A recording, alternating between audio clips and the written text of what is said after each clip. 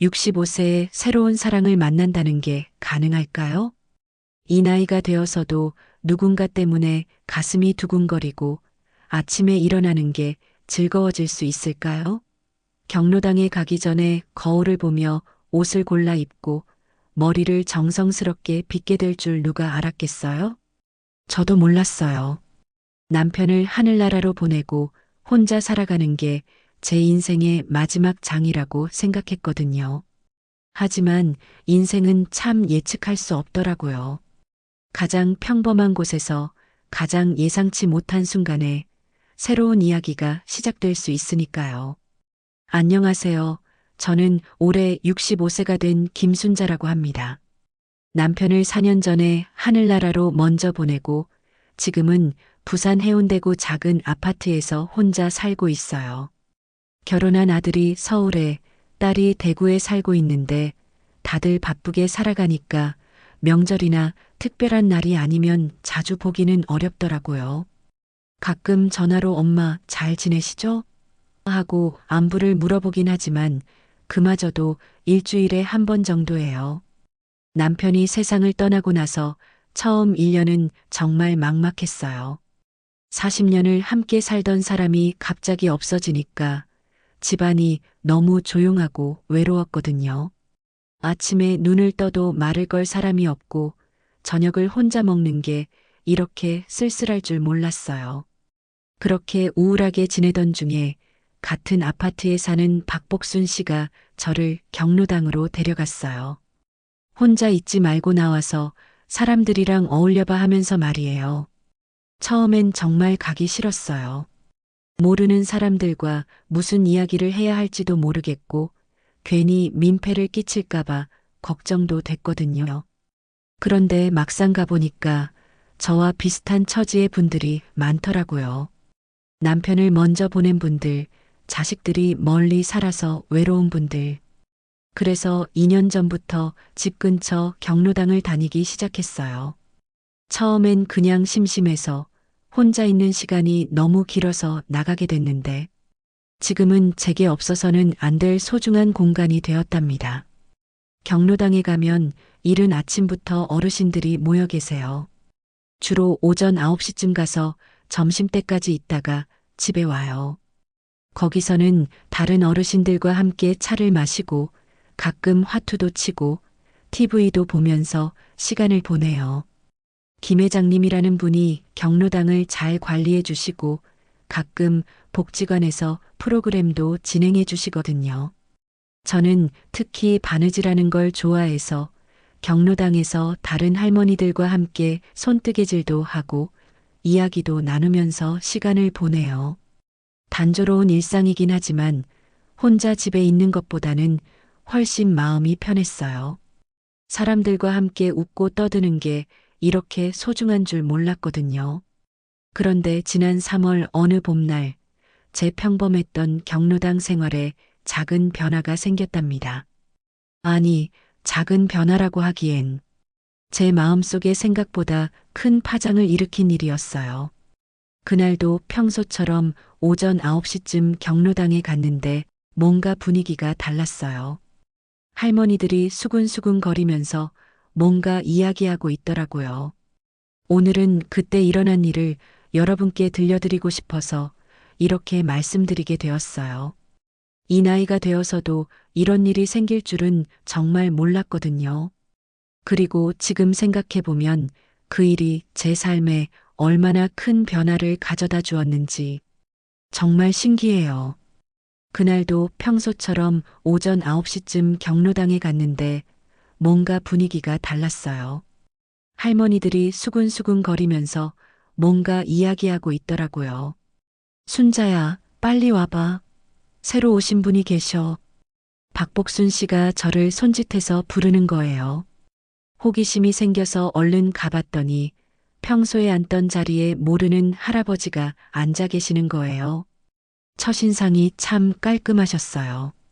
단정하게 빗어넘긴 회색 머리, 깨끗하게 다린 연한 베이지색 셔츠, 그리고 뭔가 차분하고 점잖은 분위기가 느껴졌어요. 나이는 저보다 조금 많아 보이셨는데 60대 후반 정도 되셨을까요?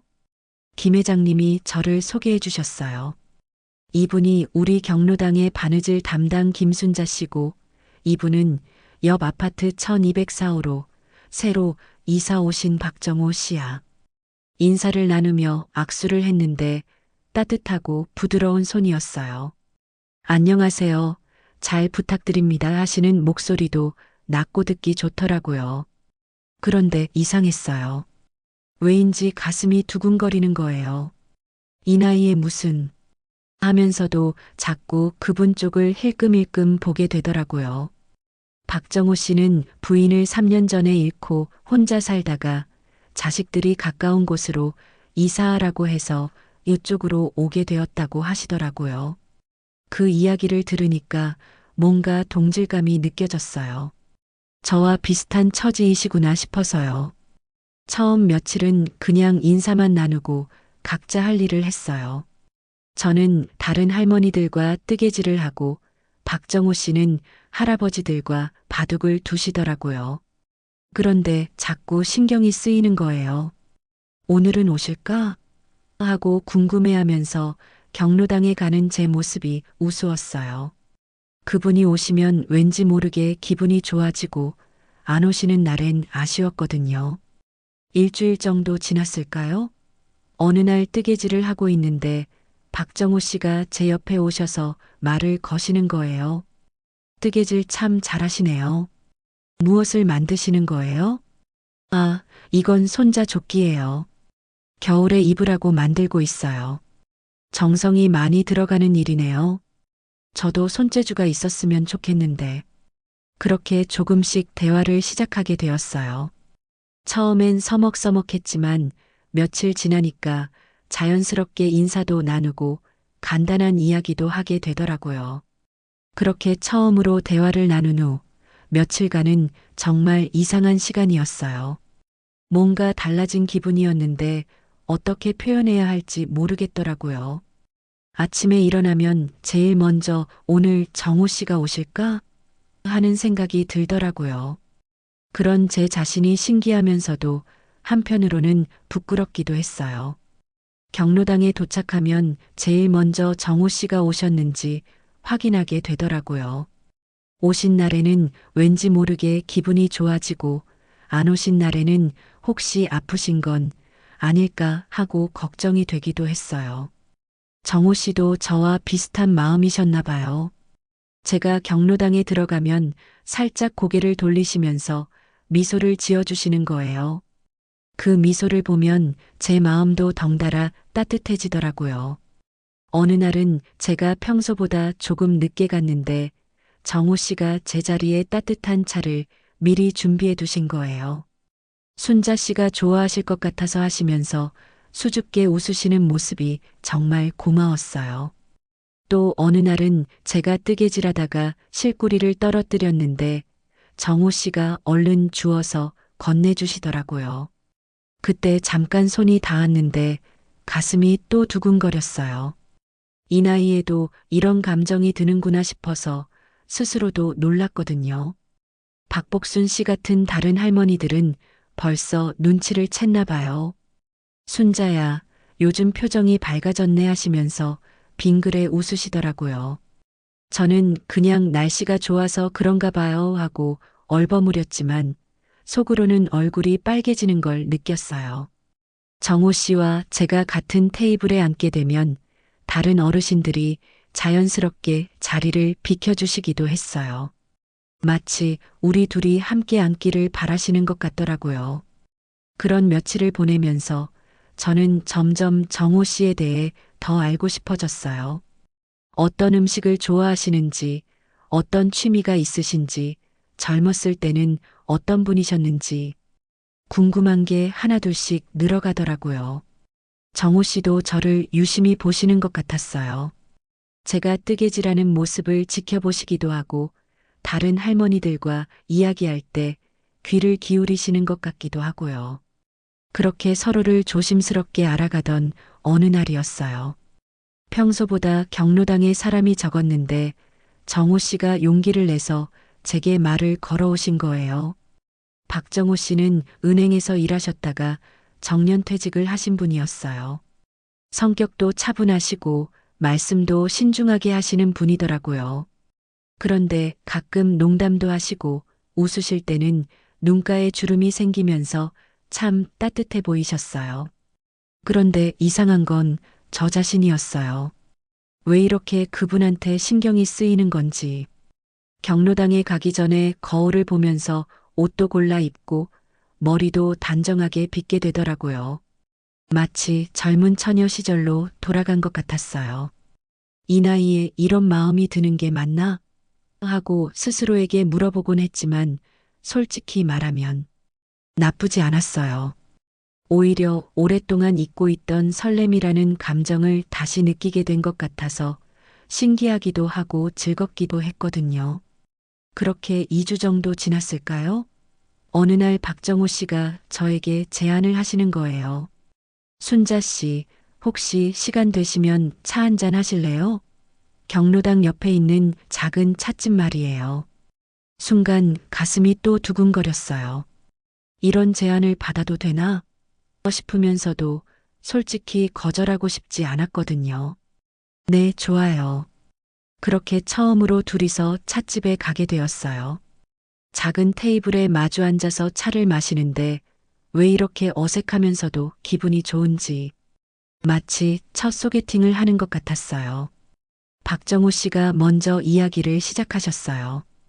부인과의 추억, 두 아들 이야기, 은행에서 일하던 시절. 저도 남편과의 추억, 아이들 키우던 이야기를 나누게 되더라고요. 순자 씨도 힘든 시간을 보내셨겠어요.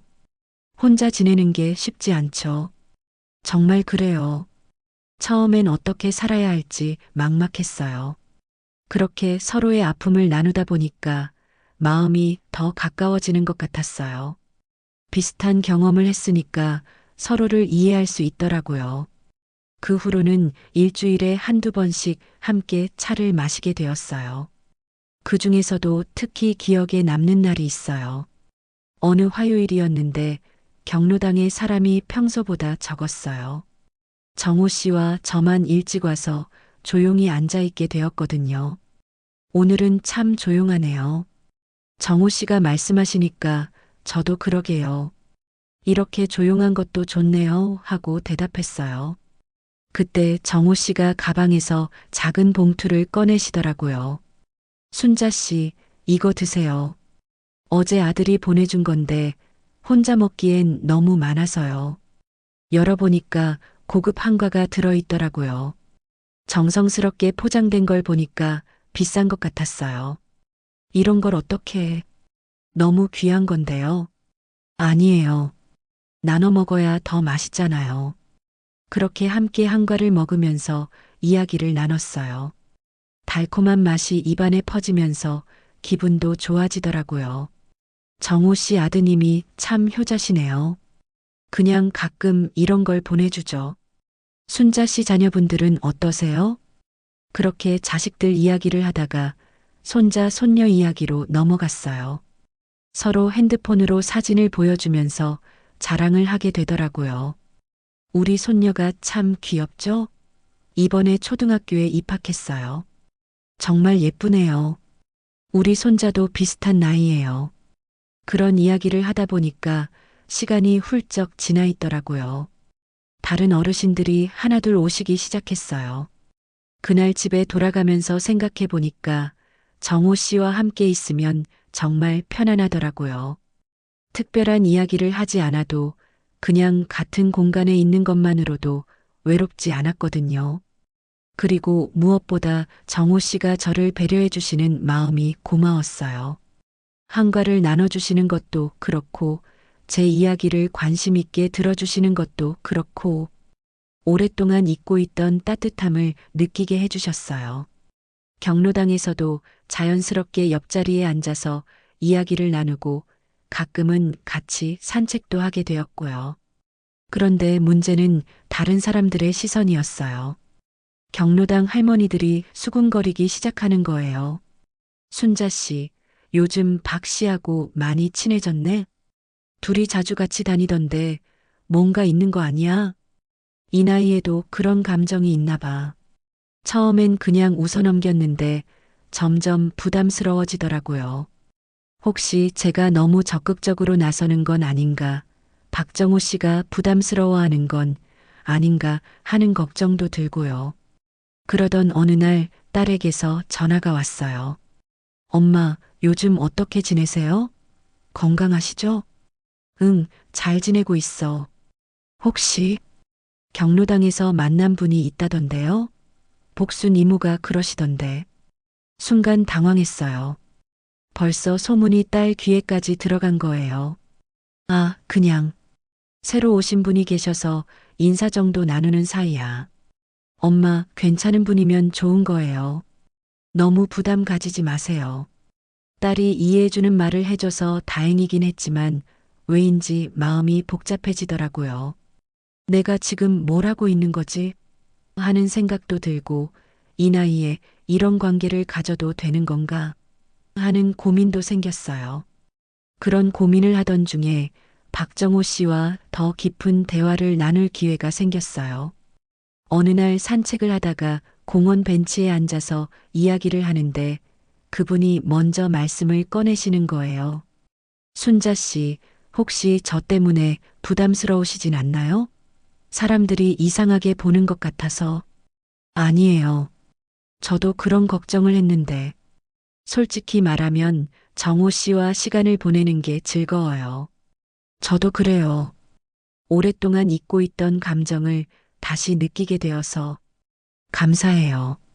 그 순간 뭔가 서로의 마음을 확인한 것 같았어요. 우리가 느끼는 이 감정이 이상한 게 아니라 자연스러운 거라는 걸 알게 되었거든요. 그 후로는 더 편안해졌어요. 다른 사람들의 시선보다는 우리 두 사람의 마음이 더 중요하다는 걸 깨달았거든요. 물론 조심스럽긴 했지만 서로를 아끼는 마음은 숨기지 않기로 했어요. 그렇게 6개월이 흘렀어요. 지금은 정호 씨와 함께하는 시간이 제 일상의 소중한 부분이 되었답니다. 매일 아침 경로당에 가면 정호 씨가 먼저 와서 자리를 잡아주세요. 제가 좋아하는 창가 자리 말이에요. 그리고 항상 따뜻한 차 한 잔을 준비해 두시죠. 작은 배려지만 정말 고마워요. 요즘은 경로당 사람들도 저희를 자연스럽게 받아들여 주세요. 김 회장님은 좋은 일이야. 서로 의지하고 살아가는 게 얼마나 좋은 일이냐 하시면서 응원해 주시고 처음에 수군거리던 할머니들도 이제는 둘이 참 잘 어울린다 하시면서 좋게 봐주시거든요. 아이들 반응도 생각보다 좋았어요. 아들은 엄마가 외롭지 않게 지내시니까 안심된다고 하더라고요. 딸은 아예 정우 아버지 한번 집에 초대해서 밥 한 끼 같이 먹어요 하면서 적극적으로 나서기까지 해요. 정호 씨와 저는 연인이라고 하기엔 뭔가 다르고 그냥 친구라고 하기에도 특별한 사이가 되었어요. 서로의 외로움을 달래주고 함께 있으면 편안하고 즐거운 그런 사이요. 가끔 손을 잡고 공원을 산책하기도 하고 영화관에 가서 옛날 영화를 보기도 해요. 지난주에는 함께 부산 태종대에도 다녀왔어요. 젊었을 때 남편과 갔던 곳인데 정호 씨와 함께 가니까 또 다른 느낌이더라고요. 물론 아직도 가끔은 어색할 때가 있어요. 이 나이에 이런 감정을 느끼는 게 맞나 하고 의문이 들 때도 있고요. 하지만 이제는 그런 생각에 너무 얽매이지 않으려고 해요. 나이가 들었다고 해서 설레는 마음, 누군가를 아끼는 마음이 사라지는 건 아니더라고요. 오히려 이 나이가 되어서야 진짜 편안하고 자연스러운 감정이 무엇인지 알게 된 것 같아요. 젊었을 때는 외모나 조건 같은 것들을 많이 봤다면 지금은 그냥 함께 있어서 편안하고 서로를 이해해주고 외로움을 나눌 수 있다는 것만으로도 충분해요. 정호 씨도 비슷한 마음인 것 같아요. 지난번에 순자 씨와 함께 있으면 마음이 평온해진다고 하시더라고요.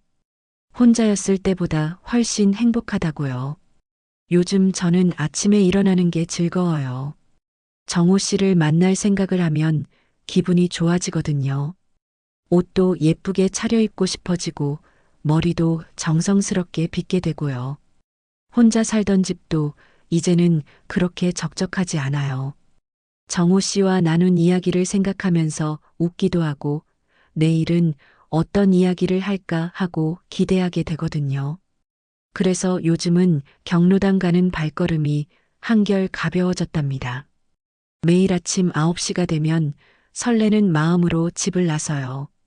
마치 학교에 가는 어린 학생처럼 말이에요. 인생이 참 신기해요. 65세가 되어서 이런 새로운 인연을 만날 줄 누가 알았겠어요? 앞으로 어떻게 될지는 모르겠지만 지금 이 순간만으로도 충분히 감사하고 행복해요. 혹시 저와 비슷한 처지에 계신 분들이 이 이야기를 들으신다면 너무 마음을 닫고 살지 마세요. 새로운 인연은 언제든 우리 곁에 다가올 수 있으니까요. 나이는 그저 숫자일 뿐이에요. 오늘 제 이야기를 끝까지 들어주셔서 고맙습니다.